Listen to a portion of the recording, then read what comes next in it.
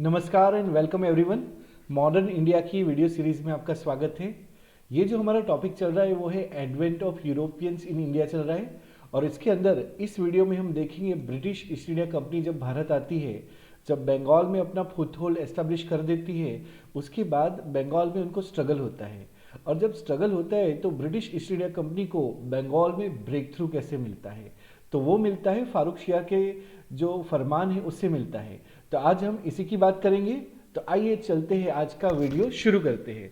लेकिन शुरू करने से पहले मेरे बारे में इंट्रोडक्शन दे दूं। My name is Krunal P Thakur and I am an educator for civil service examination conducted by UPSC and by qualification I am LLB LLM with business law and I'm teaching for the civil services since 2011।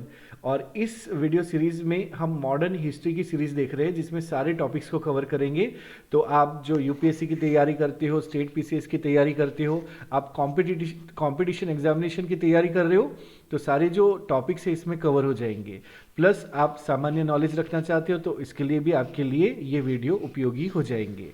तो चलिए बात करते हैं British foothold इन Bengal part 2, मतलब फारूक शियार के जो फरमान है उससे हम बात करना शुरू करेंगे आज और देखेंगे कि कैसे जो ईस्ट इंडिया कंपनी जो है वो पावरफुल बनती है भारत के अंदर।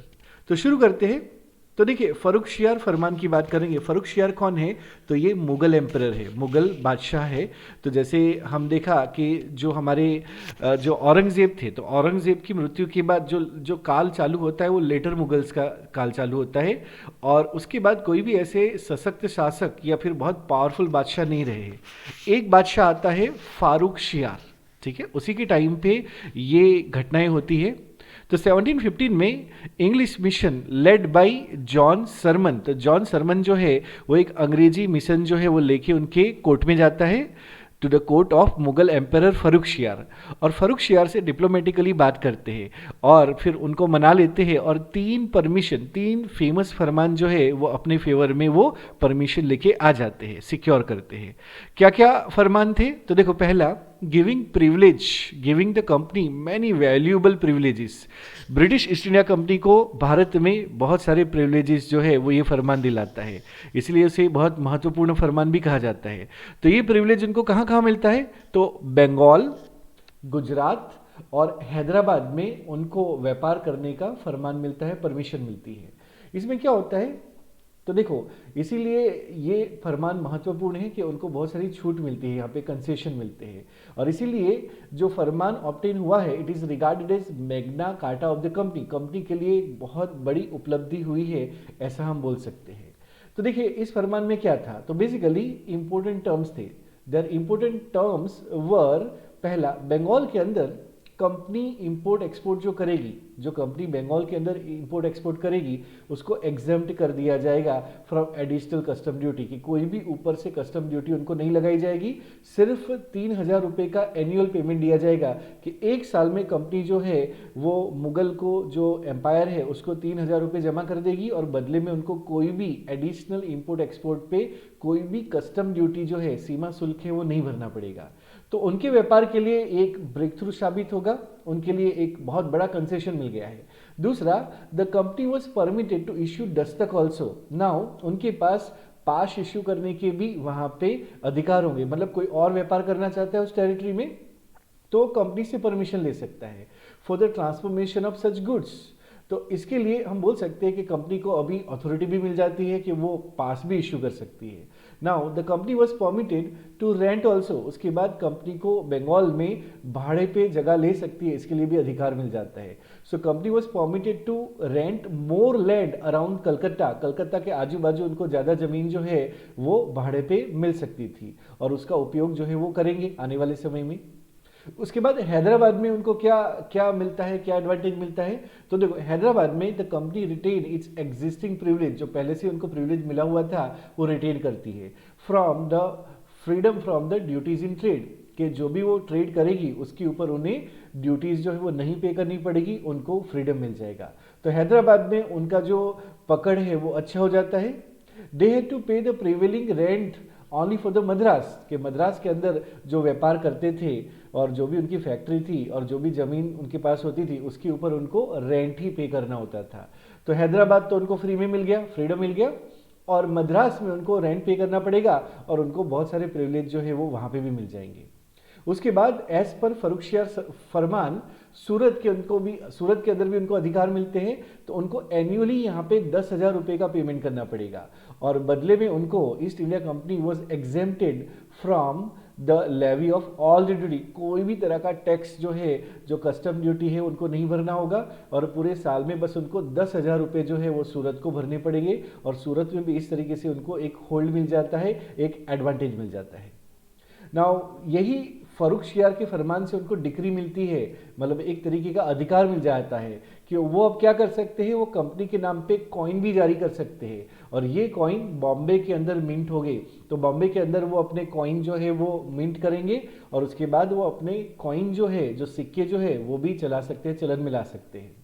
देवर have the currency throughout the Mughal empire, कि जहां जहां मुगल एम्पायर है वहां वहां कंपनी के सिक्के जो है वो चलेंगे और सिक्के जारी करने का जो अधिकार है वो बहुत ही महत्वपूर्ण अधिकार हो जाता है। तो ये थे कुछ उनको फर्रुखशियार के फरमान से ये कुछ उनको मिले थे प्रिविलेजेस।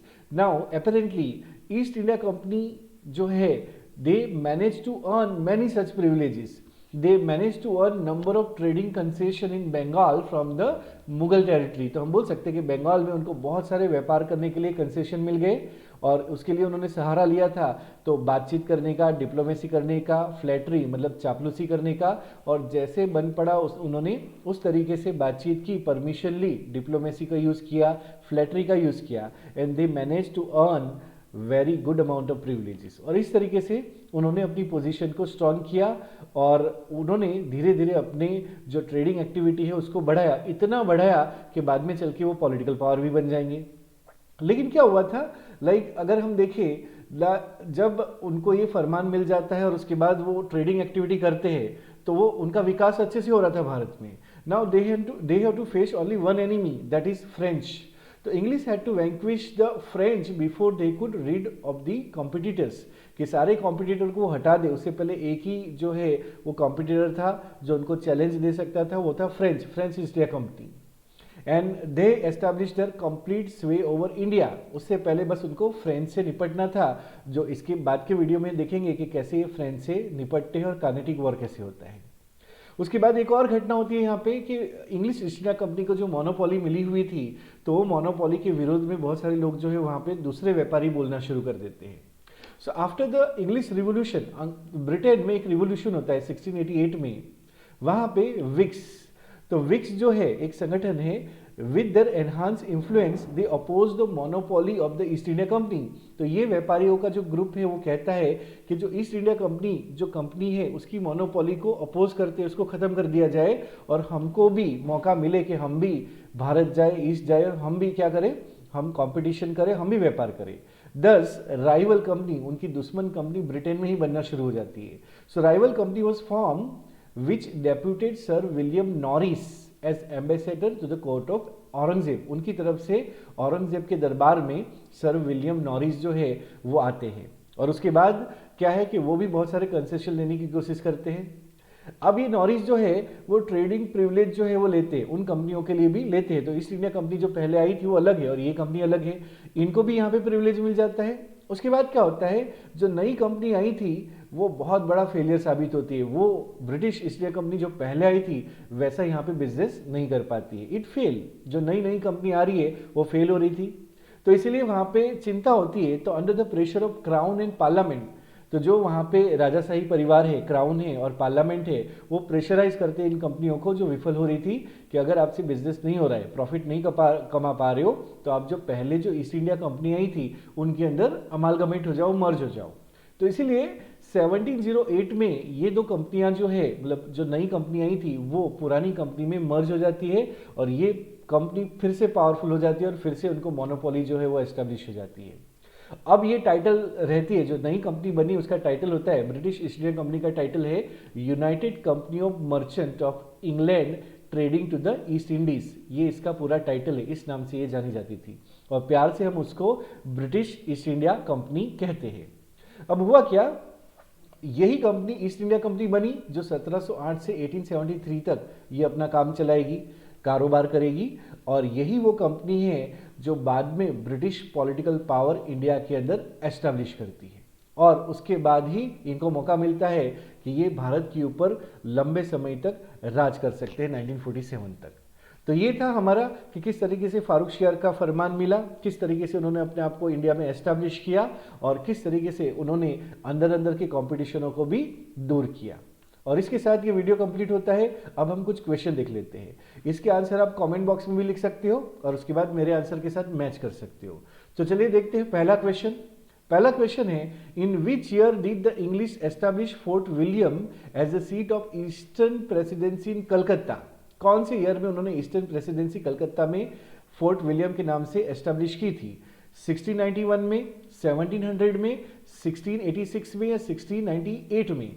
तो इसमें करेक्ट आंसर जो है वो है बी, 1700 में उन्होंने कोलकाता में प्रेसिडेंसी एस्टैब्लिश की थी।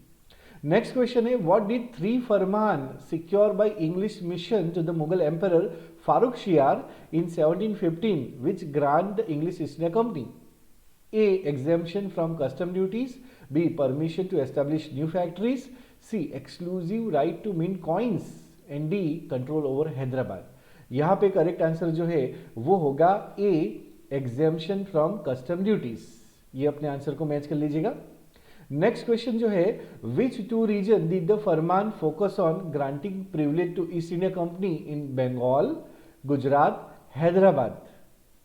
करेक्ट आंसर देखिएगा, इसमें पहला ऑप्शन है गुजरात सूरत, दूसरा है बंगाल मद्रास, सी है बंगाल हैदराबाद और डी है हैदराबाद सूरत। यहाँ पे करेक्ट आंसर जो है वो है Bengal and Hyderabad. Okay, now next question जो है वो है, what led to the merging of 2 rival English company into a united company of merchant England trading to the East Indies in 1708?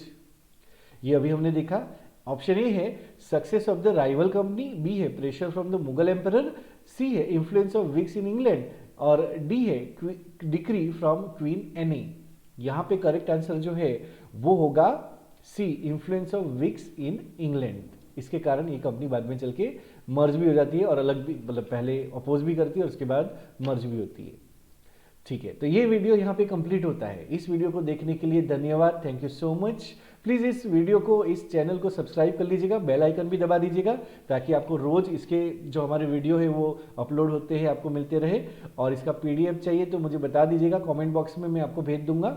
और प्लीज़ इस वीडियो को लाइक और शेयर जरूर कीजिएगा। इस वीडियो को देखने के लिए आपका धन्यवाद। नेक्स्ट वीडियो में हम ब्रिटिश ईस्ट इंडिया कंपनी और फ्रेंच के बीच में, मतलब फ्रेंच ईस्ट इंडिया कंपनी देखेंगे और उसके बाद देखेंगे ब्रिटिश ईस्ट इंडिया कंपनी के साथ उनकी टक्कर कैसे होती है, और उसके बाद कार्नेटिक वॉर को समझेंगे।